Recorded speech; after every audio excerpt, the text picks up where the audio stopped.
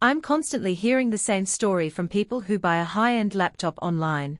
The photo looks gorgeous, the specs look insane, but once it lands on their desk the machine feels underwhelming, the battery dies faster than promised, or the screen just isn't right for the work they do. That hesitation is exactly why I wanted to dig into the HP ZBook Studio 16 G9 before I hit the buy button. If you're the type who wants to avoid that disappointment, stick around. I've pulled together the bits that matter most after the hype dies down. Link is in the description if you want to check the product details on Amazon. First off, let's talk about the environment this laptop is built for.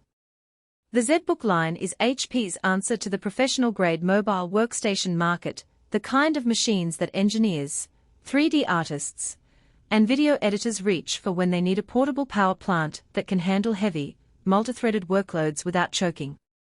The 16-inch model brings a larger display into a chassis that's still light enough to carry between client sites, but it also carries a price tag that makes it a serious investment.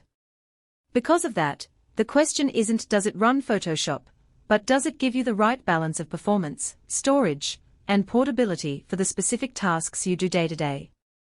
The heart of the ZBook Studio 16 G9 is the 12th Gen Intel Core i9-12900H. That chip has 14 cores split between performance and efficiency cores, meaning it can keep a complex video render running on the performance side while still handling background tasks like email, cloud sync, and a few tabs in a browser on the efficiency side. In real-world terms, I tested it on a 12-hour edit of a 4K documentary using Adobe Premiere Pro. The timeline stayed responsive, and rendering a 30-second clip took roughly half the time I logged on my older 10th Gen laptop.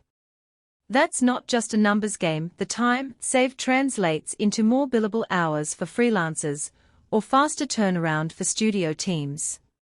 Memory is the next big piece. With 32 GB of DDR5 RAM, the ZBook can comfortably keep multiple heavyweight applications open at once.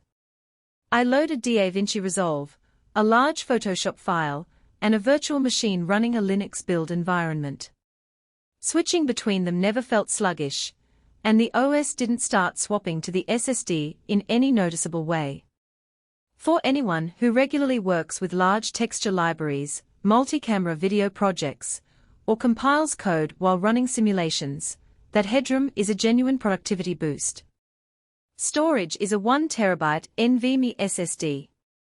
The speed of that drive is noticeable the moment you boot the OS. It's done in under 10 seconds, and launching big programs feels almost instantaneous.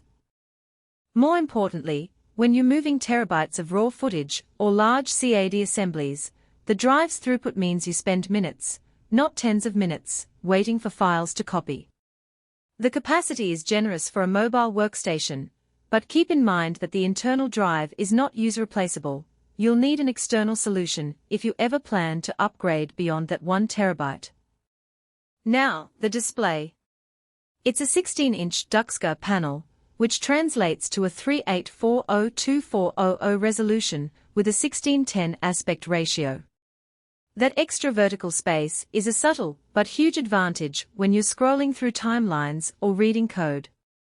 The screen supports 100% DCI-P3 color gamut, which is a big deal for color-critical work. In practice, I calibrated it with a basic colorimeter, and the out-of-the-box accuracy was already within a few percent of the target values. You could jump straight into grading without a massive calibration session. The only downside I noticed is the brightness. It peaks at around 350 nits, which is fine for indoor studios, but can struggle in bright daylight if you're on a construction site or a coffee shop near a window. Battery life is where many mobile workstations stumble, and the ZBook is no exception. The 90Wh pack gave me roughly 5 hours of mixed usage, a couple of hours of light browsing, a solid hour of video editing, and then a dip as the CPU ramped up for rendering. That's respectable for a machine with a desktop-class CPU, but it's not a day-long battery you can rely on for a full travel day.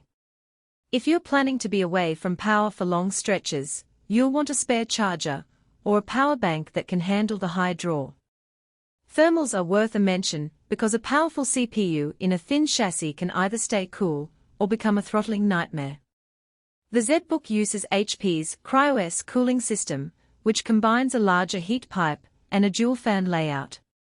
Under sustained load like that 30-minute Premiere render, the fans ramp up to a noticeable whir, but the temperatures stabilized in the low 80 SC, and the performance didn't dip.